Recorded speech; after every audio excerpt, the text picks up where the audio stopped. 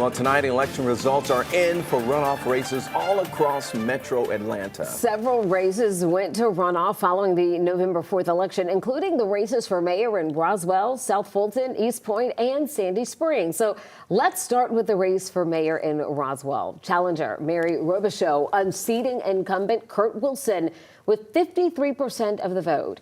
Wilson was endorsed by Georgia Governor Brian Kemp. Still, Robichaux, a former state representative, pulled out the victory. And in East Point, with just 13% of the precincts reporting, Keisha Chapman has a very healthy lead, and she is beating Joshua Butler with 66% of the vote. Now to Sandy Springs, where incumbent Mayor Rusty Paul will win another term with 98% of precincts reporting.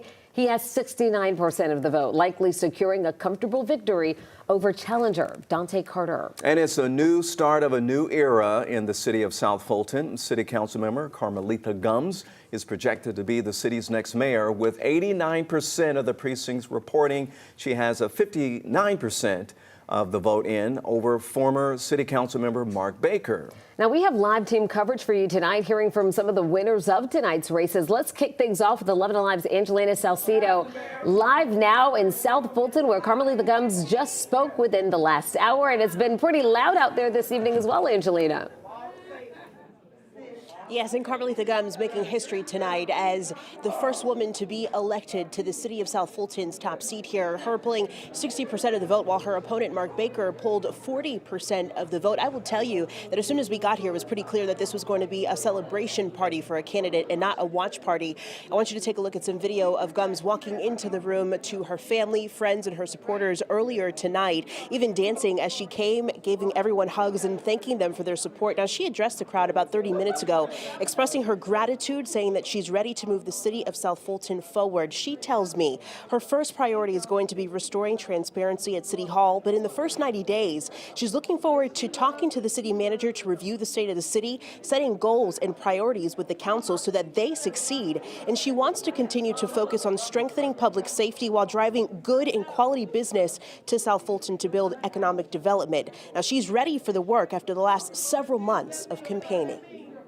It took us a long time to get here. Again, I'm just overwhelmed, but I'm excited because the people spoke. They are ready for leadership and they're ready for change in South Fulton. So that's what's important to me, and they have the confidence in my leadership of moving the city forward. I had to go back and touch every voter that supported me in the first race, doing different things to get them engaged, because it takes a lot for them to come back out for a second. I appreciate them going on this journey with me, and that as a city, whether you voted for me or not, I am your mayor. So let's work together and do what we need to do to make sure that South Fulton shines.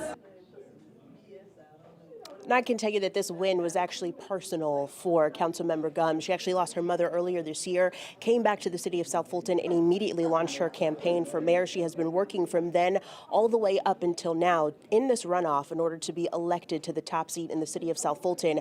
On day one, she wants to make sure that the residents of South Fulton know that they are listened to, that the members that are in City Hall are transparent, and that they will create some change in the city moving forward. We're live tonight in South Fulton. Angelina Salcido, 11 Alive News.